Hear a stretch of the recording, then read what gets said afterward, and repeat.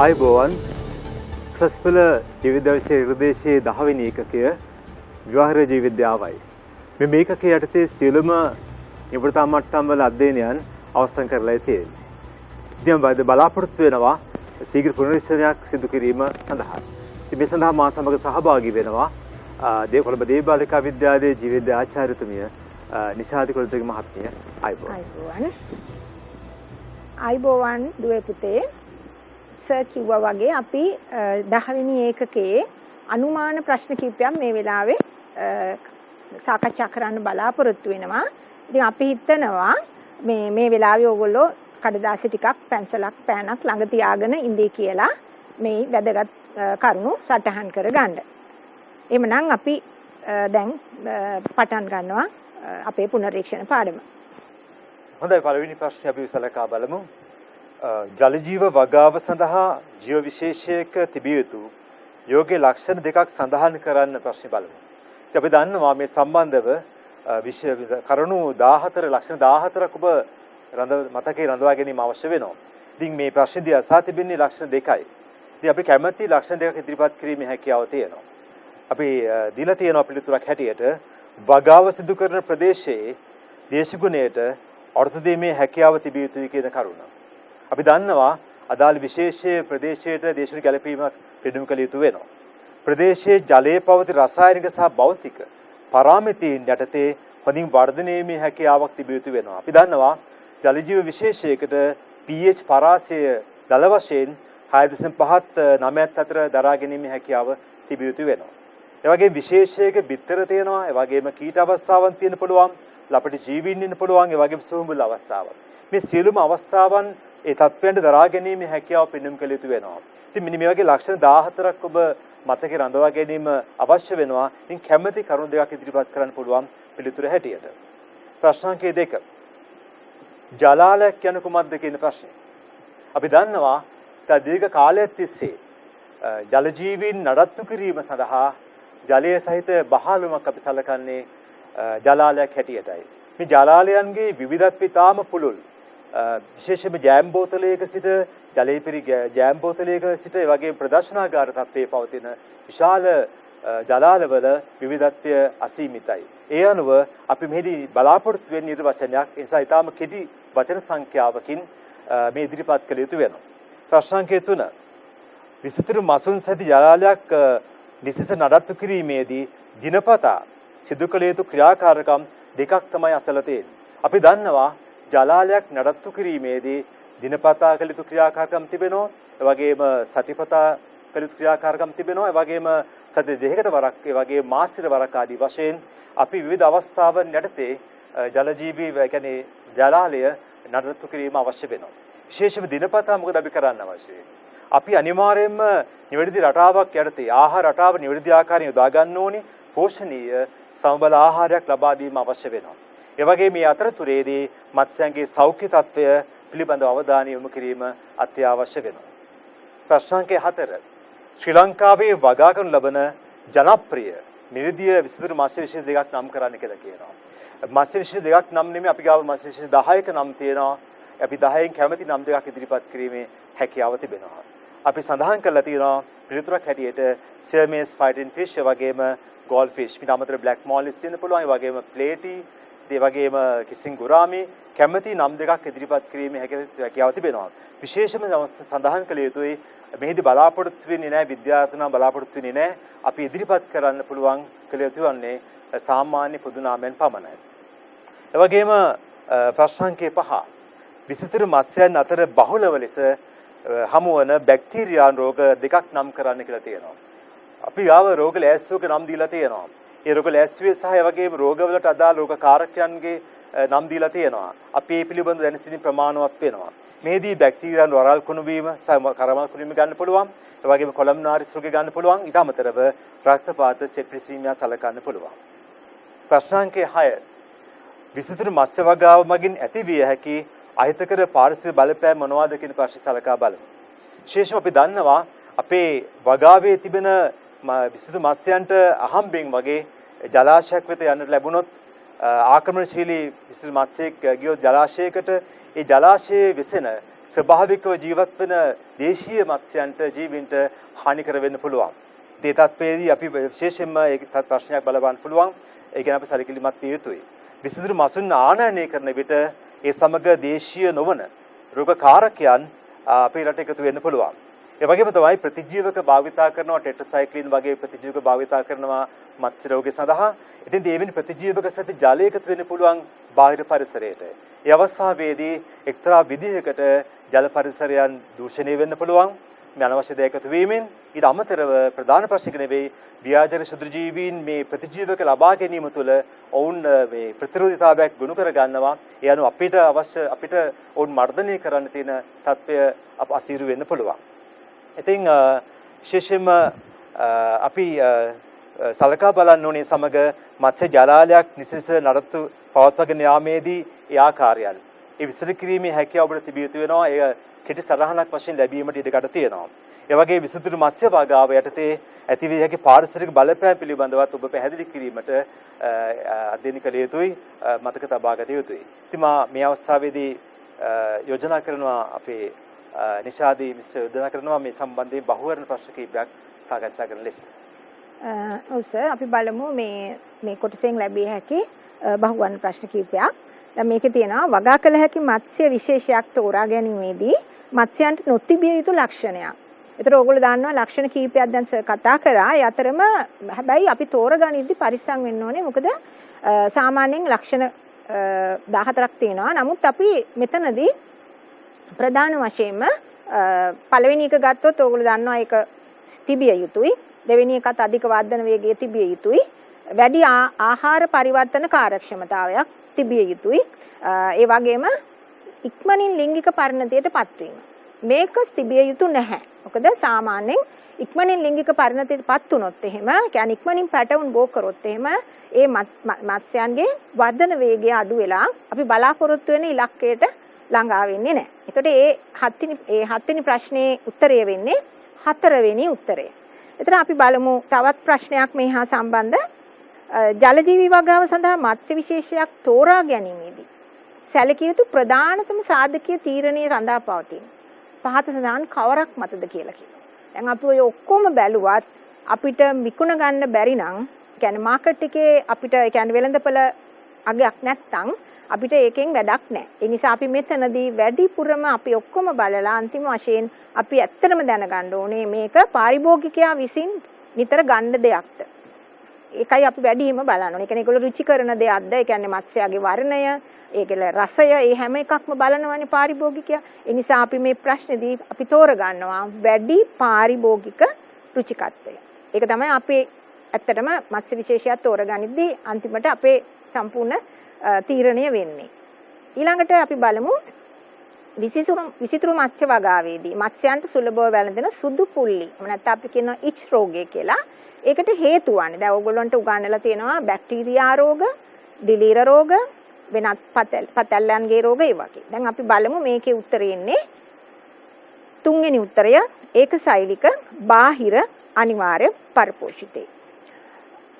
මේ තියෙන්නේ ඔයගොල්ලන්ගේ විෂය නිර්දේශයේ තියෙන ඒ අදාළ රෝග ටික අපි මතක් කිරීමක් ලෙස මේක ඉදිරිපත් කරේ. මේකෙන් දැනගන්න පුළුවන් ඒ ප්‍රශ්නෙට උත්තරේ. ඊළඟට විසිතුරු මත්ස්‍යයන් වගා කර ඇති ජලාලයක අධික සයනොබැක්ටීරියා ස්තරයක් ජලාලයේ මතු පිට සහ ජලාලයේ පැති වීදුරු මත පැවතීම මගින් හැඟවෙන්නේ. දැන් ඔයගොල්ලෝගේ තියෙනවා ජලාලයක් නඩත්තු කරද්දී එක එක ප්‍රශ්න එනවා කොහොමද? එතකොට මෙතනදී ගොඩක්ම ජලාලයේ මතු පිට ඔයගොල්ලෝ කියනවා අපි අහලා ඇති මේ ඇල්ගී පිපීමක්. එහෙම නැත්නම් ඇල්ගල් බ්ලූම් එකක් ඇති වෙන්න ප්‍රධානම හේතුව වෙන්නේ ජලාලයේ එහෙම නැත්නම් ඒ ජලයට කාබනික ද්‍රව්‍ය වැඩි වෙලා. අපි ඒක වැඩි වෙන්නේ ඇත්තටම එක්ක ආහාර දීම, මත්ස්‍යයන්ට ආහාර දීම වැඩි වෙලා තියෙනවා. නැත්නම් ඒක අපි පිරිසුදු කිරීම නිසි පරිදි නඩත්තු කරන්නේ නැහැ. අන්න ඒ වගේ කාරණයක් නිසා ජලාලයේ කාබනික ද්‍රව්‍ය වැඩි වුණාම ඔයගොල්ලෝ අහලා තියෙනවා අර සුපෝෂණ තත්ත්ව ඇති වෙනවා ජලාශවල. ඒ වගේ තත්ත්වයක් තමයි මෙතනත් වෙන්නේ. ඒ නිසා අධික සයනොබැක්ටීරියා ඝනත්වයක් දකින්න පුළුවන්. ඒතර අපේ දෙවෙනි උත්තරේ තමයි අපි මෙතනදී නිවැරදි පිළිතුර බවට ගන්නෙ. හොඳයි, අපි දැන් බලමු ඊළඟ නිපුණතා මට්ටමේ ව්‍යුහගත රචනා ප්‍රශ්න කිහිපයක් සාකච්ඡා කරන්න. සර් ඒකට සූදානම් වෙලා ඉන්නවා. හොඳයි. ප්‍රශ්නක 11 අපි ඇතුළත් කරලා තියෙන්නේ මේ තවාණක් පිළිබඳව ප්‍රශ්නයක් දීලා තියෙනවා. තවාණක් කියන කුමක්ද ප්‍රශ්න ඉදිරිපත් කරලා තියෙනවා. අපි දන්නවා තවාන් විවිධාකාර තවාන් වර්ග තියෙනවා. වැලි තවාන්, ඩැපොක් තවාන්. නමුත් මෙහි බලාපොරොත්තු වෙන්නේ මේ තවාණක් පිළිබඳ නිර්වචනයක් තමයි බලාපොරොත්තු වෙන්නේ. ඒ අනුව වෙනත් ස්ථානයක සිටවීම සඳහා මේ නොමේරු ශාක, ඒ වගේම තමයි බීජ පැල නිෂ්පාදනය සඳහා යොදා ගන්න පුළුවන් විශේෂ ස්ථාන අපි නම් කරනවා තවාණක් හැටියට. මේදී ඔබ අනිවාර්යයෙන්ම අවධාරණය කරන්න අවශ්‍යයි මේ නොමේරු ශාක සහ බීජ පැල කියන කරුණු දෙක. ඒ වගේම තමයි මේ ප්‍රශ්නාංකයේ 12 ඒ තවන් කළමනාකරණය ගැන අහලා තියෙන්නේ. තවන් කළමනාකරණයේදී සැලකිය යුතු කරුණු 3ක් සඳහන් කරන්න කියන ප්‍රශ්නේදී. ඉතින් මේකත් තවන් කළමනාකරණ යටතේ වැදගත් ප්‍රශ්නයක්. විශේෂයෙන්ම ජල කළමනාකරණයේ අංකයකටම තියෙන්න ඕනේ. මොකද ජලය තාමත් හොඳින් සැපෙන්නට ඕනේ. ඒ වගේ පිරිසිදු ජලයයි ලබා දෙන්න ඕනේ තවානකට. තාම මේ කුඩා පැලෑටි අපි ආරක්ෂා කර ගැනීමයි බලාපොරොත්තු වෙන්නේ. ඒ වගේම ශක්තිමත් ලෙස ඒ වගේම සුරකිතව තබා ගැනීම අවශ්‍යයි. ඒ නිසා අපි ජල කළමනාකරණයේදී පිරිසිදු ජලය ලබා දීම අවශ්‍යයි අවශ්‍ය ප්‍රමාණයට. ඒ වගේම ආලෝකය ඉතා වැදගත් සාධකයක් වෙනවා. ආලෝක කළමනාකරණය කළ යුතු වෙනවා. අපි දන්නවා ලඝු ප්‍රකාශ ශාකයක් නම් අඩු ආලෝක ප්‍රමාණයක් ලබා දෙන්න පුළුවන්. දීර්ඝ ප්‍රකාශ ශාකයක් නම් වැඩි කාල සීමාවක් අවශ්‍ය වෙන පුෂ්පීකරණයට ඒ සඳහා වැඩි කාලයක ආලෝකය ලබා දීම අවශ්‍ය වෙනවා.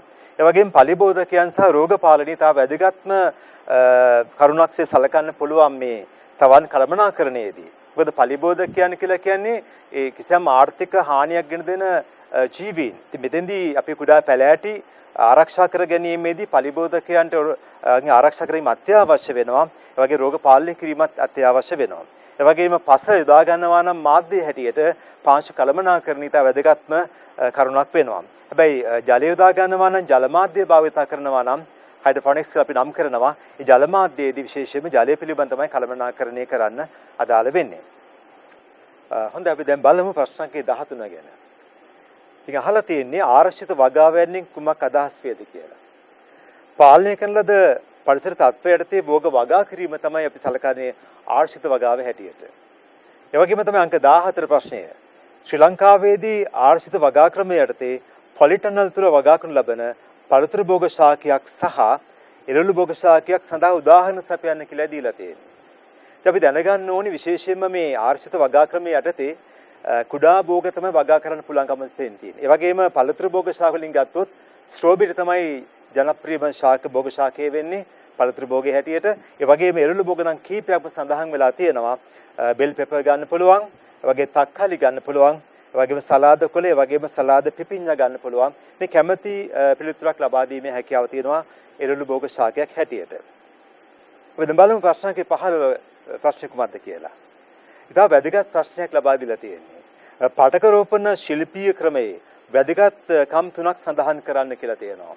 විශේෂයෙන් මේ වෙනකොට පටක රෝපණ තාක්ෂණික වේගයෙන් දිනුමින් පවතිනවා. ගොඩක් භාවිතයට ගනිමින් පවතිනවා. ඒ වගේම මේකේ ඊටාම වැදගත්කම් රාශියක් තියෙනවා. මේදී අපි වැදගත්කම් 3ක් විතරයි අසා තිබෙන්නේ ප්‍රශ්නයක් හැටියට. ඉතින් ප්‍රවේණික සමානතාවය පවත්වා ගැනීම ඉතා වැදගත් වෙනවා. මොකද අපි දන්නවා ප්‍රවේණිකව සර්ව සමානතාවය අවශ්‍ය කරනවා වගාවකදී. වගාවේ සෑම ශාකයකින්ම නිසි අස්වැන්නක් ලැබිය යුතු වෙනවා. එහෙනම් ප්‍රවේණික සමානතාවය ඉතා වැදගත්කමක් තියෙනවා. ඒ වගේ තමයි ප්‍රවේණි දර්ශ නව්‍යකරණය කියලා කියන්නේ. මොකද ප්‍රවේණි දර්ශය වෙනස් කරන්න පුළුවන් විකෘති තත්ත්ව නැති කරලා ඒ වගේම පටක රෝපණ තාක්ෂණයේදී පවා. ඒවා ජීව බීජ නිපදවන්නේ නැති ශාක තියෙනවා. එවැනි ශාකවල ශාක නිපදවා ගැනීමේදී අපිට පුළුවන් මේ තාක්ෂණය භාවිතා කරන්න. ක්ලෝනයක් කියලා කිව්වේ ප්‍රවේණික සංයුතිය සමාන වන දරු ශාක පරම්පරාවක්. ඉතින් ක්ලෝනයක් හදා ගන්න පුළුවන්, ශීඝ්‍ර ගුණනයක් සිදු කරන්න පුළුවන් මේ තාක්ෂණය මගින්. කුඩා ඉඩ ප්‍රමාණයක ශාකිතා විශාල සංඛ්‍යාවක් නිපදවා ගන්න පුළුවන්. ඒ වගේම තමයි ව්‍යාජනකයන්ගෙන් තොර වූ ශාක නිපදවා ගන්න පුළුවන්. විශිෂ්ට ක්ලෝනවල විශාල ප්‍රමාණයේ ප්‍රචාරණයක් වගේම මුළු වර්ෂය පුරාම ශාක නිපදවා ගැනීමේ හැකියාව තිබෙනවා. ඉතින් බැලුවම පැහැදිලි වෙනවා ඔබට මේ පරිරෝපණ තාක්ෂණ ශිල්පීය ක්‍රමය වැදගත් වෙන බව. ඒ වගේම ප්‍රශ්නාංකයේ 16 බලමු 16 වෙනි ප්‍රශ්නය කුමද අසා තිබෙන්නේ කියලා. මේක මේ නිපුණතා මට්ටමින් අපිට බලාපොරොත්තු හැකි බහුවන ප්‍රශ්නයක් අපි බලමු. මල්වගා කර්මාන්තයේදී පටක රෝපණ ශිල්පීය ක්‍රම යොදා ගැනීම සීමා සහිත වෙලා තියෙනවා. මොකද ඇත්තටම මල්වගා කරුවන් මේක යොදා ගැනීම ප්‍රධානම කරුණු කීපයක් මත ඒගොල්ලෝ මේක භාවිතා කිරීම ටිකක් සීමා වෙලා තියෙනවා. ඉතින් බලමු ඇයි කියලා. දැන් දැනුමක් නැති නිසා කියලා පළවෙනි උත්තරේ තියෙන්නේ. පටක රෝපණය පිළිබඳ දැනුමක්. ඔව් දැනුමක් නැතිවීම අපිට හදන්න පුළුවන්. මොකද ඇත්තටම සරල දැනුමක් අපිට ලබා දෙන්න පුළුවන්. මොකද ඇත්ත ලංකාවේ අදටත් සමහර ගම්බද ප්‍රදේශවල පවා පටක රෝපණය මගින් කෙසෙල් එහෙම නිපදවනවා. ඊළඟට අධික ප්‍රාග්ධනයක් වැය කිරීමට සිදුවීම. මේක තමයි අපි ගන්න උත්තරේ. මොකද අපිට මේ පටක රෝපණ විද්‍යාගාරයක් හදා ගන්න ඕනේ. මොකද ජීවාණුහරණ ක්‍රම තියෙන්න ඕනේ, යදඳා උපකරණ තියෙන්න ඕනේ. එතකොට ශීතකරණ ඒ වගේ දේවල්, ඒ කියන්නේ ටිකක් මිල අධිකයි. ඒක තමයි අපි පිළිතුර විදිහට ගන්නෙ. පැලවලට ඉක්මනින් රෝග සෑදෙන නිසා. එහෙම එකක් නැහැ. අපි කොහොමත් ජීවාණුහරිත තත්ත්වයට තමයි මේ පටක රෝපණ ශිල්පීය ක්‍රමය සිදු කරනු ලබන්නේ. ඊළඟට නිපදවාගත හැකි ශාක ප්‍රමාණය අවම වීම. දැන් මීට කලින් කතා කරා ඉතා කුඩා ඉඩ ප්‍රමාණයකින් විශාල ශාක සංඛ්‍යාවක් ලබා ගැනීම තමයි මේකේ තියෙන ලොකුම වාසිය ඇත්තටම. ඒ නිසා ඒක වැරදි පිළිතුර. ඊළඟට රෝපණය සඳහා සුදුසු පූර්වක. දැන් ඔයගොල්ලෝ දන්නවා පූර්වක ලෙස අපිට විවිධ ආකාරයේ ශාක කොටස් ගන්න පුළුවන් නේද? අපි ගන්නවා බීජ ගන්න පුළුවන්, බීජ පැල ගන්න පුළුවන්, අග්‍රස්ස අංකුර, පාර්ශ්වික අංකුර, පත්‍ර, ඒ වගේම කලල, ඒ වගේම මුල්, ඒ වගේම සමහර වෙලාවට පරාග කණිකා පවා මේ සඳහා යොදා ගන්නවා. පූර්වක ඕන තරම් ගන්න පුළුවන්. අපි ඒවා මතු පිට ජීවාණුහරණ තත්ත්ව යටතේ කරලා ඊට පස්සේ අපි හඳුන්වා දෙනවා අදාළ මාධ්‍යයට. ඒතර අපේ පිළිතුර මෙතන මොකද්ද? ප්‍රධානම එක තමයි අධික ප්‍රාග්ධනයක් වැය කරන්න වෙනවා. මොකද ඇත්තටම දැන් ලංකාවේ ගම්බද ප්‍රදේශවල ඒ ගම්වල ළමයි යොදාගෙන මේක සිදු කරනවා ගොඩක් ප්‍රදේශවල. ඒ නිසා පහසුවෙන් දැනුම දෙන්න පුළුවන්, ඉක්මනට පුහුණු කරන්නත් පුළුවන්. ප්‍රශ්නේ තියෙන්නේ මෙන්න මේ ප්‍රාග්ධනය සම්බන්ධයෙන්. අපි බලමු තවත් මේ ආකාරයේ බහුවන ප්‍රශ්නයක්. මල්වගා කර්මාන්තයේදී භාවිතා වන ප්‍රචාරණ ක්‍රම පිළිබඳව නිවැරදි ප්‍රකාශය. ඒතර දැන් අපි සමහර ශාක පත්‍රවල පත්‍ර කැබලි ශාකවල පත්‍ර කැබලි වලින් නව ශාක හදන්න පුළුවන්. මං හිතන්නේ ඕගොල්ලෝ දන්නවා මේක තමයි පිළිතුර. මොකද බිගෝනියා වල ගොඩක් වෙලාවට අලුත් පැල ලබා ගන්නේ ශාක පත්‍ර කැබලි වලින්. දැන් මේක අපි බහුලව දැකලා තියෙන දෙයක්. ඊළඟට බද්ධ කිරීම සිදු කළ හැකි එකම විශේෂ ශාක අතර පමණි. ඒක වැරදිනේ. දැන් අපි දන්නවා සමහර දේවල් බද්ධ කිරීම. දැන් දියුල් සහ දොඩම් ලංකාවේ කරලා තියෙනවා. ඊළඟට තක්කාලි සහ අර්ථාපල් කරලා තියෙනවා. ඒ වගේ එකම විශේෂය වෙන්න ඕනේ නැහැ. ඊළඟට පටක රෝපණ මාධ්‍යවල කාබනික ශක්ති ප්‍රභවය බොහෝ විට යොදාගන්නේ ග්ලූකෝස් නෙමෙයි සුක්‍රෝස්. ඔයගොල්ලෝ දන්නවා ශාක තුල පරිවහණය වන්නේ සුක්‍රෝස් ලෙස නිසා බහුලව යොදාගන්නේ සුක්‍රෝස්. ඒ වගේම මල් වගාවේදී බහුලවම භාවිතා වන ප්‍රචාරණ ක්‍රමය වන්නේ වර්ධක ප්‍රචාරණය නෙමෙයි බීජ මගින් කරනු ලබන ප්‍රචාරණය. ඒ පිළිතුරත් වැරදි. පටක රෝපණය මගින් නව ප්‍රභේද ලබාගත නොහැකිය. ඒකත් වැරදි. මොකද දැන් පටක රෝපණය ඉතාමත් දියුණු වෙමින් පවතින ශිල්පීය ක්‍රමයක්. මොකද ඕගොල්ලෝ දන්නවා දැන් නව ප්‍රභේද නැත්නම් නව්‍යකරණය කියලා අපි කිව්වා ඒකේ තියෙන වාසියක්. ඒ නිසා නව ප්‍රභේද අපිට පුළුවන් එක්ක විකෘති ඇති කිරීමෙන් වගේ ලබා ගන්න පුළුවන්. ඉතින් අපි බලමු මේකේ නිවැරදි පිළිතුර මොකක්ද කියලා. නිවැරදි පිළිතුර වෙන්නේ පළවෙනි උත්තරය සමහර ශාකවල පත්‍ර කැබලි වලින් නව ශාක ලබා ගන්න පුළුවන් කියන එක තමයි අපි මෙතනදී නිවැරදි පිළිතුර විදියට ගන්නෙ. ඔව් මම ඊට පස්සේ ඊළඟ නිපුණතා මට්ටම සම්බන්ධයෙන් නැවතත් සර් වෙතට යොමු වෙනවා. හොඳයි. ආහාර පරිරක්ෂණය යනු කුමක්ද කියන ප්‍රශ්නේ. ඒක වැදගත් ප්‍රශ්නයක් ලැබිලා තියෙනවා. පහුගිය ප්‍රශ්න පත්‍රවලත් මේ ප්‍රශ්නේ නැවත ඇහිලා තියෙනවා. ආහාර පරිරක්ෂණ යනු කුමක්ද කියන ප්‍රශ්නේ. ශුද්ධ ජීවීන් මගින් සිදු කරන, ඒ වගේම වේගවත් කරන ආහාර නරක වීම විශාල ලෙස ප්‍රමාද කිරීමට හෝ නවතා දැමීම සඳහා ආහාර පීරියම් කිරීම හෝ හැසිරවීමේ ක්‍රියාවලියයි. ඉතින් ඔබ මතක තබා ගත යුතු අනිවාර්යයෙන්ම මේ කරුණු දෙකක් මේ නිර්වචන තුළ තියෙනවා. මේ ආහාර නරක වීම වේගවත් කිරීම, විශේෂයෙන්ම නරක වීම වේගවත් කිරීම, වගේම නවතා දැමීම විශේෂයෙන් නරක කිරීම විශාල වශයෙන් ප්‍රමාද කරන්නත් අවශ්‍යයි. ඒ වගේම නවතා දැමීමත් අවශ්‍යයි. ඔබ දැනගත යුතුයි මේ පරීක්ෂණ හා පරිරක්ෂණ සහ සම්බන්ධව නිර්වචනයේ පැහැදිලි වශයෙන්ම. බලමු ප්‍රශ්න සංඛ්‍යා 19. ආහාර පරිරක්ෂණයේ මූලික මූලධර්ම 3 සඳහන් කරන්න කියන ප්‍රශ්නය. ඉතින් මූලධර්මයන් 3ක් ඇතුළත් වෙනවා.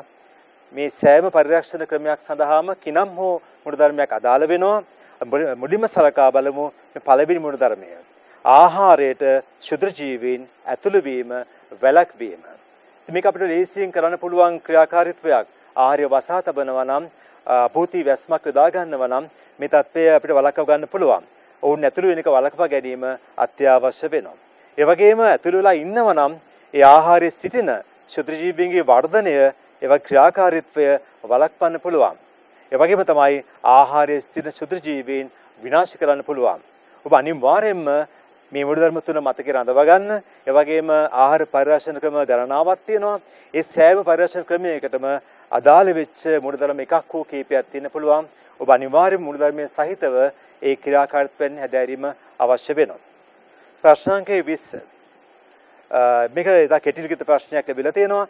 ආහාර පරිරක්ෂණයට භාවිතා වන රසායනික සංයෝග තුනක් නම් කරන්න කියන ප්‍රශ්නය. ඉතින් ජනප්‍රිය සංයෝගයක් තමයි සෝඩියම් බෙන්සෝයේට්. දැන් බෙන්සෝයික් අම්ලය කියලා ගන්නත් පුළුවන්. නමුත් සෝඩියම් බෙන්සෝයේට් නම දීලා තියෙනවා. ඒ වගේම අලුත් පදයක් එකතු වුණා EDTA කියලා නම් කරලා තියෙනවා. එතිලීන් ඩයමීන් ටෙට්‍රාඇසිටික් අම්ලය කියන එක. අලුත් රසායනික සංයෝගයක් නම් කරලා තියෙනවා. රසායන සංයෝගයක් ලෙස මේ යොදා ගන්න පුළුවන්. ඒ වගේම ඇසිඩික් අම්ලය යොදා ගන්න පුළුවන් ජනප්‍රිය රසායන සංයෝගයක් පරිරක්ෂණය සඳහා. ප්‍රශ්න සංඛ්‍යා 21 වෙනස් ආකාරයේ ප්‍රශ්නයක්. මේ පසු අස්වනු තාක්ෂණය විශේෂයෙන්ම පශ්චාත් අස්වනු හානිය යනු කුමක්ද කියන නිර්වචනය. ඉතින් භෝගයක අස්වැන්න නිලු අවස්ථාවේ සිට ඒ පාරිභෝජන ගන්නා තුරු ආහාර සැපයුම් ක්‍රියාදාමයේදී ආහාර හානි වෙන්න පුළුවන්. මෙන්න මේ தත්ත්වය අපි සලකනවා පශ්චාත් අස්වනු හානිය හැටියට. අපි දැනගත යුතුයි බෙහෙවින් ආහාර අපතේ යනවා මේ පසු අස්වනු හානිය යටතේ. හොඳයි අපි දැන් ප්‍රශ්න 22 බලමු. අපි දන්නවා ගෘහස්ථව ආහාර සැකසීමේදී අපට මේ පශ්චාත් අස්වනු හායනය අවම කරගැනීමේ ආකාර ගණනාවක් යොදා ගන්න පුළුවන්. විශේෂයෙන්ම මේ වගාවට හානි වෙන්න පුළුවන්, විශේෂයෙන්ම අස්වැන්න හානි වෙන්න පුළුවන්. ඒ අපි ලබාගත් අස්වැන්න ගවඩා කරලා තබා ගත යුතුයි හානි නොවන ආකාරයට. ඉතින් වැදගත්ම සංකල්පයක් දීලා තියෙන්නේ ගැළපෙන ආකාරයට ආහාර ගබඩා කර තබා ගත යුතු භාවිතයට ගන්නා තෙක්. හොඳ අපිට සුදුසු පරිදි ආහාර ගබඩා කිරීමේ හැකියාව තියෙනවා. ගබඩා කිරීම තමයි වැදගත් වෙනවා. මොකද අපි නෙලාගත්ත අස්වැන්න භාවිත ගන්නා තෙක් ගබඩා වෙලා තිබිලා තබා ගැනීම අවශ්‍යයි. ආරක්ෂිත තබා ගැනීම අවශ්‍ය වෙනවා. ඉතින් ගොඩක්ම පහසුවෙන් කර හැකි ක්‍රමයක් තමයි වියලීම කියලා කියන්නේ. ධාන්‍ය වර්ග, ඒ වගේම වී, සහල් වියලීමෙන් අපිට කල් තබා ගන්න පුළුවන්. ඒ වගේම තාප ප්‍රතිකාරකය, නුහුරු මාතෘකාව තාප ප්‍රතිකාරකය, කොස් වගේ ආහාරයකට තාප ප්‍රතිකාරකය ලබා දීලා කල් තබා ගන්න පුළුවන්. ඒ වගේම කිරි ජනප්‍රියයි පැස්ටරීකරණය. ඉතින් කිරි යම් ආකාරයකට ඒකේ කිරිවල වැසෙන වාසය කරන ශුද්ධ ජීවීන් යම් ප්‍රමාණයක් අඩු කරන්න පුළුවන්. ඒ වගේ ව්‍යාජනකයන් අඩු කිරීම සඳහා තමයි පැස්ටරීකරණය යොදා ගන්න පුළුවන් වෙන්නේ. ශීතකරණයක අධිශීත කිරීමක් කරන්න පුළුවන්. අධිශීත කිරීම අපි සාමාන්‍යයෙන් දන්නවා මස් මාළු වගේ ප්‍රෝටීන් බහුල ආහාර ඉපින් නරක වෙන සුළුයි. ඒ නිසා අපිට අධිශීත කිරීම යොදා ගන්න පුළුවන් මස් මාළු සම්බන්ධව. ඒ වගේම තමයි එළවලු පළතුරු ආදී සංඝටක කොටස් ආහාර වර්ග ශීත කිරීමෙන් කල් තබා ගන්න පුළුවන්. දෙහි ආදී පුඩා පළතුරු ලුණු දැමීම මගින් කල් තබා ගන්න පුළුවන්කම තිබෙනවා. ඒ වගේම මාළු වර්ග විශේෂයෙන්ම ලුණු දමා වියලීමෙන් කල් තබා ගැනීමේ හැකියාව තියෙනවා. ඒ වගේම නිවෙස්වල අපි දන්නවා සමහර ආකාරයේ සමහරට පුළුවන් ජෑම් සෑදීමේ හැකියාව තියෙනවා. ඉතින් ඔය දිවුල් වලින් වෙන්න පුළුවන්, අඹ වලින් වෙන්න පුළුවන්. ඉතින් එවැනි පළතුරු වැඩි කාලයකදී ජෑම් සෑදීමෙන් ඒ ආහාර කල් තබා ගන්න පුළුවන්. ඉතින් ඒකත් අපි පරිශන ක්‍රමයක්සේ සලකනවා. ඉතින් මෙවැනි ආකාරයට අපිට මේ ගෘහස්ථව ආහාර සැකසීමේදී පශ්චාත් අසුණු හායනය අමු කර ගැනීමේ හැකියාවන් තිබෙනවා. ඔබ මේ ප්‍රශ්න සම්බන්ධයෙන් නම් ආකාර පහක් සඳහන් කිරීම ප්‍රමාණවත් වෙනවා. හැබැයි මා යෝජනා කරනවා මේ සියලුම ආකාරයන් මතකයේ රඳවා තබා ගන්න. මේ කෙටි සරහනක් ලැබුණොත් මේ කරුණු සියල්ලම ඇතුළත් කරලා ඒකට ඉස්සරහ ලිවීමට ඔබ පුරුදු විය යුතුයි, පුහුණු විය යුතුයි. ඉතින් මම ඉදිරි ප්‍රශ්න සඳහා බහුවර සඳහා මම ආරාධනා කරනවා රිෂාද් මිනිස්ටර් මේ පවත්වාගෙන යන ලෙස. අපි දැන් බලමු මේ මාතෘකාව යටතේ බහුවර්ණ ප්‍රශ්නයක්.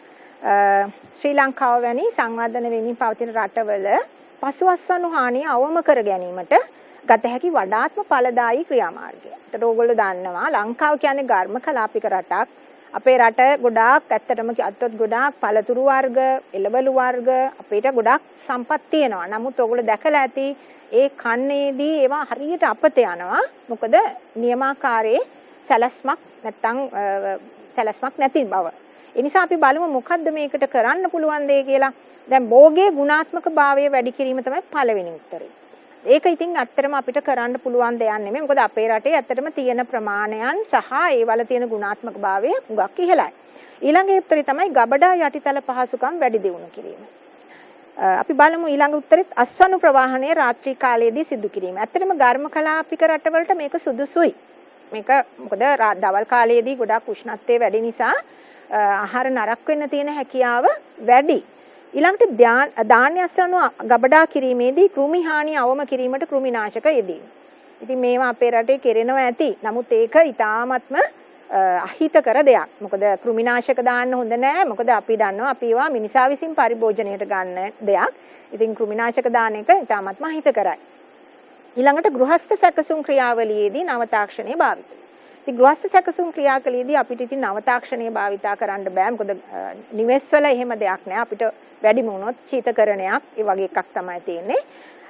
අපි බලමු මේකේ උත්තරේ දැන් මම මෙතනදී තෝර ගන්නවා දෙවෙනි උත්තරය ගබඩා යටිතල පහසුකම් වැඩි දියුණු කිරීම.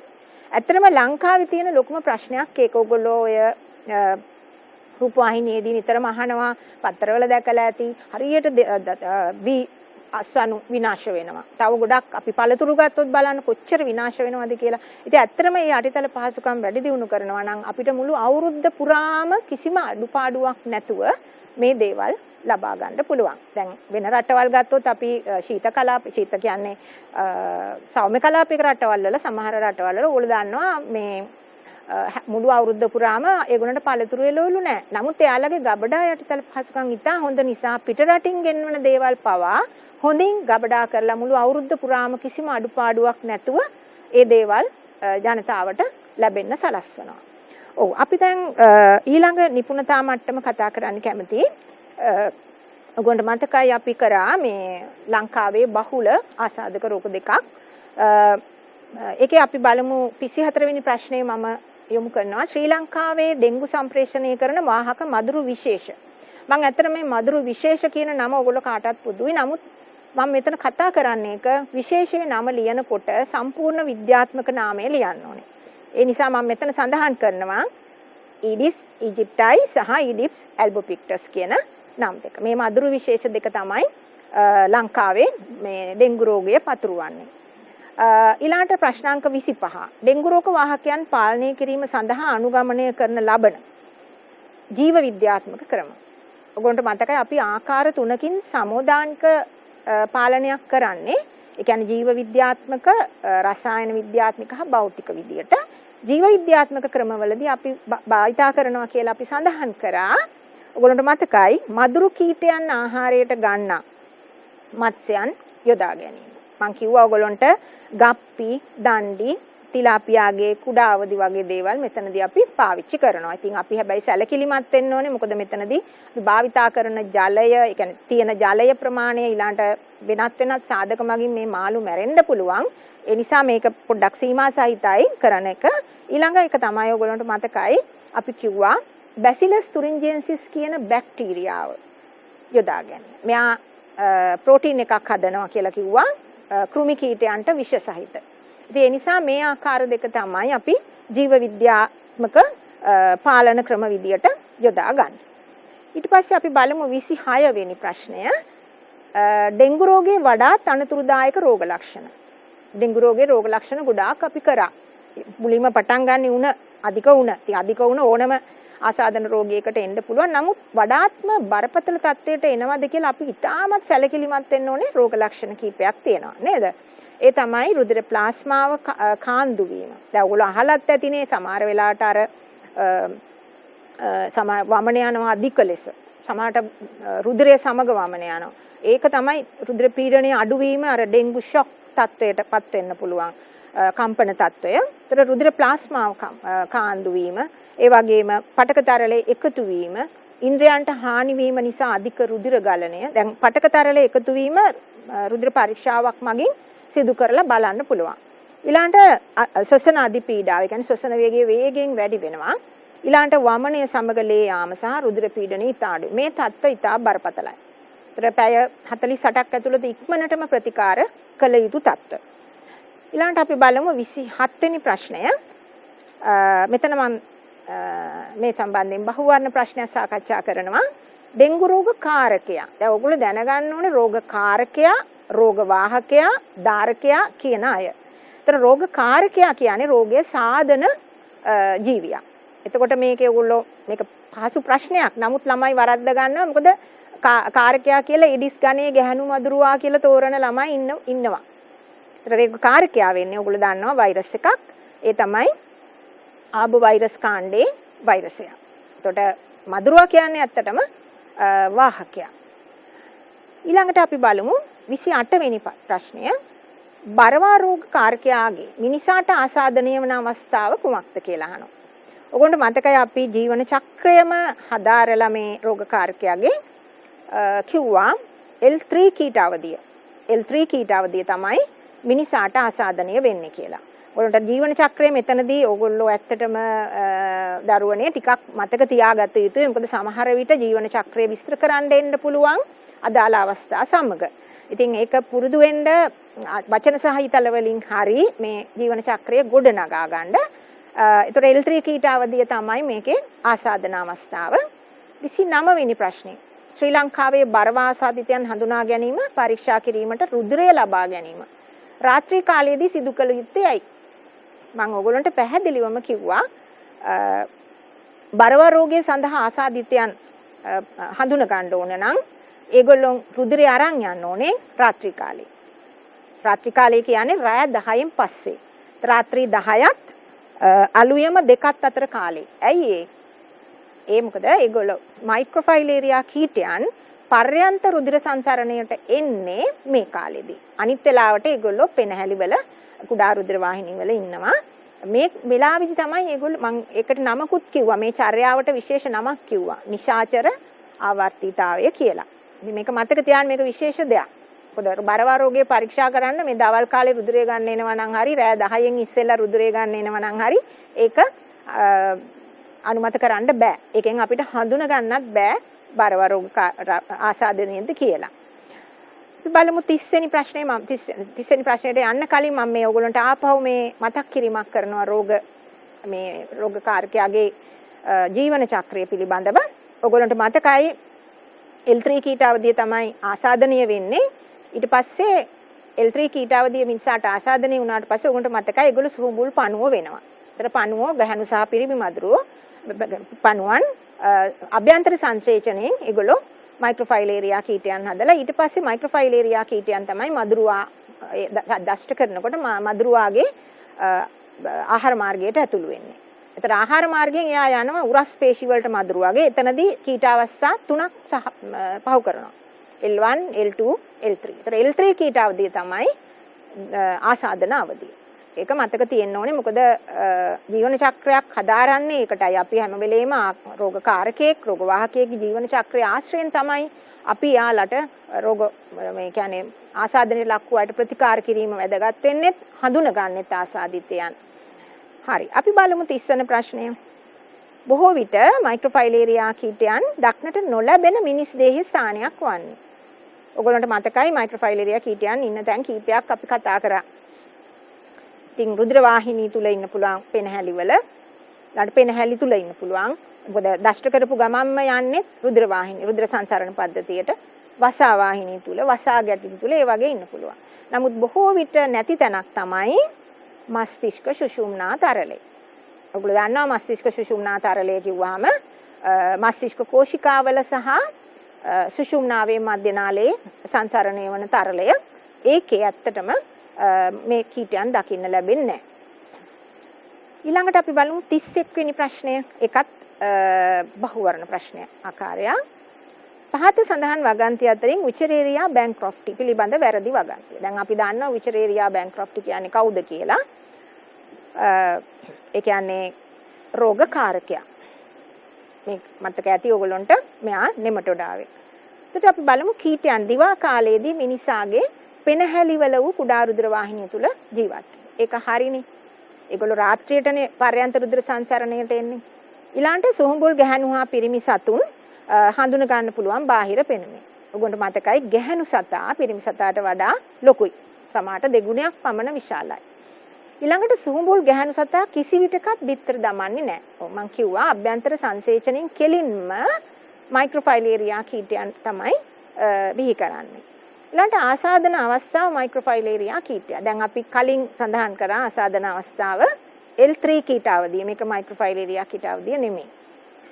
ඊළඟට දූෂිත ජලය උන්ගේ ව්‍යාප්තිය පහසු කරනවා. ඒක ඇත්ත. මොකද මම කිව්වා ඔයගොල්ලන්ට බිත්තර දමන්න තෝරගන්නේ ගොඩක් විට කාබනික ද්‍රව්‍ය වලින් බහුල දූෂිත ජලය. ඒතර අපි මෙතනදී උත්තරයේ විදියට එනන් තෝරගන්නේ මොකද්ද? 4 වෙනි උත්තරය ආසාදන අවස්ථාව මයික්‍රොෆයිලේරියා කීටයා කියන උත්තරය. දැන් අපි යමු ඊළඟ නිපුණතා මට්ටමට. අපි මේ ගැන චුට්ටක් කතා කරා. 32 වෙනි ප්‍රශ්නෙන් ඉදිරිපත් කරනවා මොකද්ද මේ නැනෝ තාක්ෂණය. මොකද ඔයගොල්ලන්ට මතකයි නව්‍ය තාක්ෂණය ජීව විද්‍යාවේ නව්‍ය තාක්ෂණ ගැන අපි කතා කරා. ඒ යටතේ මතකයි අපි මාතෘකා 3ක් යටතේ කතා කරා නැනෝ තාක්ෂණය, මූලික සෛල චිකිත්සාව සහ මානව ගෙනෝම ව්‍යාපෘතිය. අපි බලමු නැනෝ තාක්ෂණය කියන්නේ මොකද්ද? නැනෝ තාක්ෂණය කියන්නේ නැනෝමීටර් 100ට ප්‍රමාණයට වඩා කුඩා ද්‍රව්‍ය සහ උපකරණ නිර්මාණය සහ භාවිතය. ඉතින් මේක එක එක ක්ෂේත්‍රවල කෘෂිකර්මයේදී, ගොඩනැගිලි කර්මාන්තයේදී, ඊළඟට වෛද්‍ය විද්‍යාවේදී, ජීව විද්‍යාවේදී විවිධ ආකාරයෙන් මේ භාවිතයන් සිදු කරනු ලබනවා. 33 වෙනි ප්‍රශ්නය අහනවා නැනෝ තාක්ෂණයේ දියුණුවට හේතු නැනෝ අංශුවල විශිෂ්ට ගතිගුණ දෙකක්. ගතිගුණ දෙකක් වහම අපි ප්‍රධානම එක තමයි ඇත්තටම කියනවා නම් ඔයගොල්ලන්ට මතකයි ඒවල තියෙන පෘෂ්ඨ පරිමාණ. මොකද කුඩාම කුඩායි පෘෂ්ඨ පරිමාණ අනුපාතය ඉතාමත් ඉහළයි. ඒ නිසා පහසුවෙන් ඒගොල්ලන්ට අපේ ශෛලීය යාන්ත්‍රණ වලට ඇතුළු වෙන්න පුළුවන්. මම එදා ඒක විස්තර කරා කොහොමද ඒක වෙන්නේ කියලා.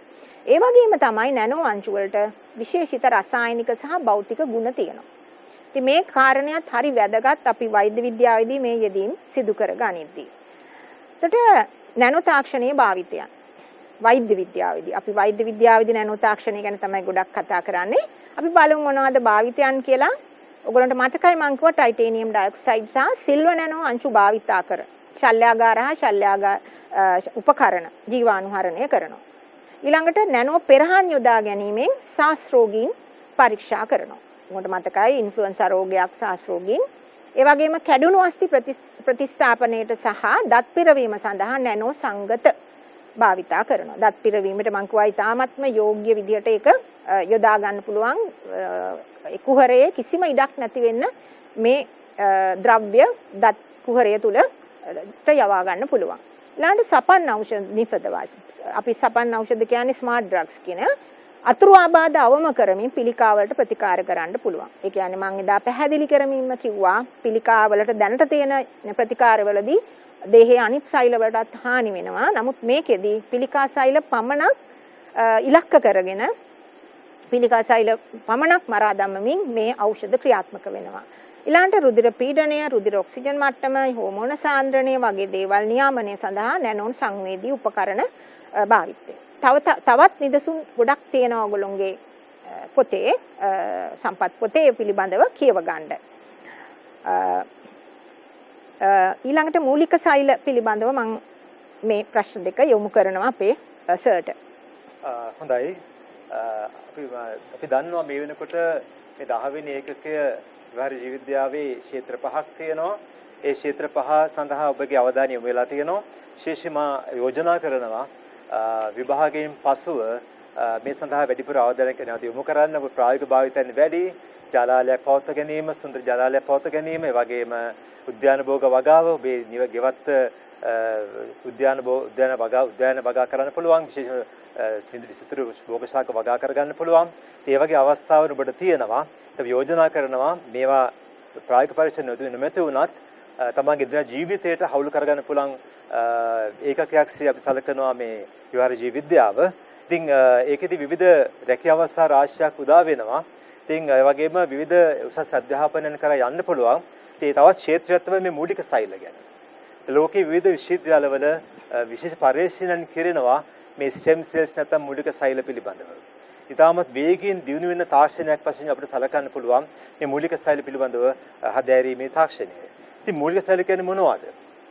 අනන්‍ය වාචනයේ මගින් සීමා රහිතව විභාජනය වීමට හැකි විභේදනය නොවූ සෛල ගුණයක් සෛල අපි නම් කරන්නේ. අනන්‍ය මගින් සීමා රහිතව විභාජනය වීමේ හැකියාව තිබෙන විභේදනය නොවූ සෛල අපි සලකනවා මූලික සෛල කියලා. ඇයි මෙතරම් අවධානයක් එල්ල වෙන්නේ මූලික සෛල සම්බන්ධව? මොකද මූලික සෛලවල විනාශකම් සිදු කරන්න ලේසි. ඒ වගේ මූලික සෛල වලින් විවිධ පටක සකස් කරගන්න පුළුවන්, අංගජනනය කරගන්න පුළුවන්. ඒ නිසා මේ මූලික සෛල පිළිබඳව විද්‍යාඥයන්ගේ අවධානය එන්නම වැඩි වෙලා තියෙනවා. ඔව් ප්‍රශ්න අංකයේ 36 දැන් සලකා බලමු.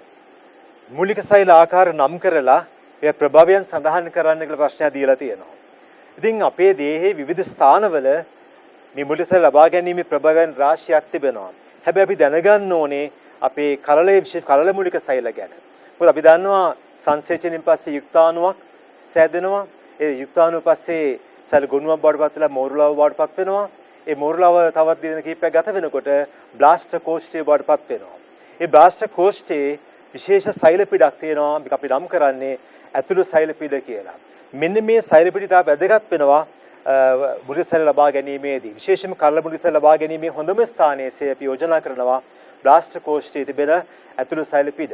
ඒට හේතුව තමයි මේ සෛල 30ක සෛල ගොනුවක් වශයෙන් පවතින්නේ. මේ සෛල ගොනුව විශේෂයෙන්ම විභේදනය වෙලා විශේෂයෙන්ම සෛලාකාර 200ක් පමණ තත්ත්වයට පරිවර්තනය කර ගැනීමේ හැකියාවක් මෙන්න මේ බ්ලාස්ටර් කෝෂ්ඨයේ පවතින ඇතුළු සෛල පිටට අදාළ වෙනවා. ඒ වගේම තමයි පරිණත මූලික සෛල දේහි විවිධ ස්ථානවල පවතිනවා. උදාහරණයක් වශයෙන් අපිට අපිචාරමේ සෛල ගන්න පුළුවන්.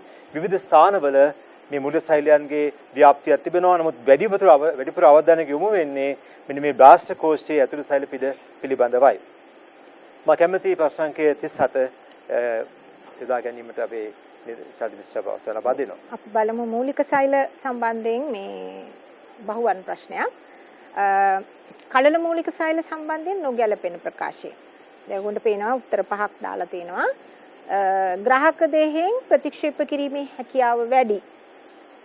මට මතකයි මම පාඩම කරද්දී කලල මූලික සෛල සහ පරිණත මූලික සෛල අතර වෙනස්කම් කීපයක් කිව්වා. මොකද සමහර වෙලාවට කලල මූලික සෛල ලබා ගැනීම පහසුයි, සමහර වෙලාවට පරිණත මූලික ලබා ගැනීම පහසුයි. නමුත් එක එක අවස්ථාවලදී ඒවල තියෙනවා යම් යම් සීමාවන්. ඒක අපි බලමු ග්‍රාහක දේහයකින් ප්‍රතික්ෂේප කිරීමේ හැකියාව වැඩි. ඒක ඇත්ත. ඒක හරි. ඊළඟට ප්‍රභවය විනාශ විය හැකි බැවින් ආචාර ධර්ම පිළිබඳව ගැටලු ඇති වේ. මේ අපි ගන්න කලලයකින්නේ. ඒ නිසා ඇත්තටම මේ කලල අවස්ථාවක් බ්ලාස්ටර් කෝෂ්ඨය කියන්නේ. ඇත්තටම ආචාර ධර්ම පිළිබඳව අපි කලලයක් ඊළඟ ඉස්සරහට ජීවියෙක් ලබා දෙන්න තියෙන තැනකින් තමයි අපි මේ සෛල ගොනු ගන්නෙ. ඊළඟට ඒවායි විභාජන හැකියාව ඉතා අවම වේ. ඔයගොල්ලෝ දන්නවා මේ කලල මූලික සෛල අසීමාන්තික ලෙස විභාජනය වෙනවා. ඒක විශේෂයෙන්ම සඳහන් වෙන දෙයක්. අසීමාන්තික ලෙස වේගයෙන් විභාජනය වෙන්න පුළුවන්. ඊළඟට දේහයේ ඕනෑම සෛල වර්ගයක් බවට විභේදනය වෙන්න පුළුවන්. ඔයගොල්ලෝ දන්නවා ඒක පුළුවන්. ඕනම එක්කෝ ලංඝහන් දීපිකා සෛල, පේශි සෛල, දේ සඳහා ඕනම එකක් බවට විභේදනය වෙන්න පුළුවන්. ඊළඟට ප්‍රභවයෙන් වෙන් කර ගැනීම පහසුයි. ඇත්තටම පහසුයි. මොකද මේක බ්ලාස්ටර් කෝෂ්ඨයේ අවධියේදී ගන්න එක පහසුයි. මොකද පරිණත මූලික සෛල ගන්න වෙන්නේ පරිණත ජීවියෙකුගේ, කියන්නේ ජීවියෙකුගේ පටක වලින්. ඉතින් ඊට වඩා පහසුයි ප්‍රභවයෙන්ම වෙන් කරගන්න. ඉතින් මං හිතන්නේ දැන් ඔයගොල්ලන්ට පුළුවන් උත්තරේ තෝරන්න. අපි ගන්න උත්තරේ තමයි 3 වෙනි උත්තරේ. කලල මූලික සෛල. ඒතර ඔයගොල්ලන්ට මතක ඇති මම මේ පිළිබඳව සසඳීමක් මම පාඩම කරද්දී ඔයගොල්ලන්ට කිව්වා. ඉතින් ඒ ගැන තව ටිකක් අවධානය යොමු කරගන්න. හැබැයි ඉතින් ඔයගොල්ලෝ දන්නවා දැනට අපි ප්‍රධාන වශයෙන් දැන් ලියුකේමියා රෝගියෙක් සම්බන්ධයෙන් කුඩා දරුවෙක් ලියුකේමියාව තියෙනවද කියලා දැනගත්තාම අපි ගොඩක් විට කරන්නේ ඇටමිදුළු බද්ධයක්. එතන ඇටමිදුළු ගන්නෙ ඒ අපි ගන්නෙ පරිණත මූලික සෛල. ඊළඟට අපි යමු මේ මානව ගෙනෝම ව්‍යාපෘතිය. මම හිතන්නේ මේක හරිම වැදගත් එකක්. මොකද ජීව විද්‍යාවේ ඉදිරිය සම්පූර්ණයෙන්ම තියෙන්නේ දියුණුව සම්පූර්ණයෙන්ම රඳා පවතිනවා මෙම ව්‍යාපෘතිය මත. තවමත් ඇත්තටම සිදු වෙමින් පවතිනවා. අපි 2013 එක නතර කරන්න ඉලක්ක කරගත්තට තවමත් මේකේ සොයා ගැනීම සහ මේක සොයා ගැනීම මත යම් යම් වාසිසහගත දේවල් කියන්නේ විශේෂයෙන් වෛද්‍ය විද්‍යාවේදී මිනිසාගේ යහපැවැත්ම සඳහා වාසිසහගත සොයා ගැනීම සිදු කරමින් ඉන්නවා. ඒතර මානව ගෙනෝම ව්‍යාපෘතියේ මූලික අරමුණ. ඔබට මතකයි මම කිව්වා මානව වර්ණ දේහවල අඩංගු සියලුම ජානවල පිහිටීම සහ කෘත්‍ය හඳුන ගැනීම. මම එදා ඔයගොල්ලන්ට පෙන්නුවා මානව ගෙනෝමය ජානවල කියන්නේ වර්ණ දේහ මත ජාන පිහිටීම. එතකොට මේ පිහිටීම දැනගත්තට පස්සේ ඒකෙන් සිද්ධ කරන කෘත්‍ය විශේෂයෙන්ම අපි කියනවා කේත ජානවල අදාළ ප්‍රෝටීනය හැදෙන හැටි, ප්‍රෝටීනයේ වැරද්දක් වුණාම විකෘතියක් හැදෙන හැටි, ඒ නිසා ජීවියාට වෙන අයහපත් ලක්ෂණ එහෙම නැත්නම් අපි කියන රෝගියෙක් විදිහට බිහි වෙන්නේ අන්න ඒ වගේ තත්ත්ව තියෙනවා. ඉතින් දැනට අපි මේ සොයා ගැනීම මත බලනවා මේක පුළුවන් තරම් නිවැරදි කරගන්න. ඒ වගේම තවත් ක්ෂේත්‍ර යටතේ මේක දැන් සිදු කරනවා. මම එදා කිව්වා අපි ප්‍රයිමේටාවන් වෙනත් ප්‍රයිමේටාවන්ගෙන් ගෙනෝම දැන් හදාරමින් තියෙනවා. ඒ වගේම ඒ ප්‍රයිමේටාවන් අතරින් මම කිව්වා චිම්පන්සීස් තමයි අපිට වඩාත්ම ළඟ නෑකම තියෙන්නේ. මොකද අපි දෙගොල්ලෝ ගත්තාම විශාල ජාන ප්‍රතිශතයක් පොදු. ඊළඟට අපි බලමු 39 වෙනි ප්‍රශ්නය. මානව ගෙනෝමේ අනුපිළිවෙල සකස් කිරීම නිසා වෛද්‍ය විද්‍යා ශාස්ත්‍රයට ඇතිවන වාසි තුනක්. ඒතර ඕගොල්ලෝ කවුරුත් දන්නවා මේ මානව ගෙනෝමය දැනගත්තට පස්සේ ඇත්තටම ගොඩක් වාසි තියෙනවා. ඒකේ අපිට මේ ඉස්සරහට මං හිතන්නේ තාමත් හිතා ගන්නවත් බැරි තරම් වාසිසහගත තත්වයන් මිනිසා වෙනුවෙන් සිදුවේ කියලා. ඉතින් මේකේ මම සඳහන් කරනවා විවිධ පිළිකා වර්ග සමග බැඳී ඇති විකෘති හඳුන ගන්න පුළුවන්. ඒ වගේම ඖෂධ නිර්මාණය සහ එම ඖෂධවල බලපෑම් පිළිබඳව වඩා නිවැරදි ලෙස පුරෝකථනය කරන්නත් පුළුවන්. ඒ වගේම ජාන චිකිත්සාව. ඉතින් ඔයගොල්ලෝ දන්නවා ජාන චිකිත්සාව කියන්නේ මොකක්ද කියලා. යම් කිසි ප්‍රවේණික රෝගයක් තියෙන කෙනෙකුට ඒ ප්‍රවේණික රෝගය සහිතව බිහිවීම එක්ක පුළුවන් තරම් එක නිවැරදි කිරීමක්. එහෙම නැත්නම් බිහි වුණාට පස්සේ මොකක් හරි ක්‍රමයකින් නිවැරදි කිරීමක් ඒ වගේ කරන්න බලාපොරොත්තු වෙනවා. ඉතින් මීටත් වඩා දේවල් ඉස්සරහට අපිට අහන්න ලැබෙයි මානව ගෙනෝම ව්‍යාපෘතිය නිසා. ඉතින් මම හිතන්නේ ඔයාලා වුණත් දැන් උසස් පෙළ කරාට පස්සේ විවිධ ක්ෂේත්‍රවලට යොමු වෙන්න පුළුවන්.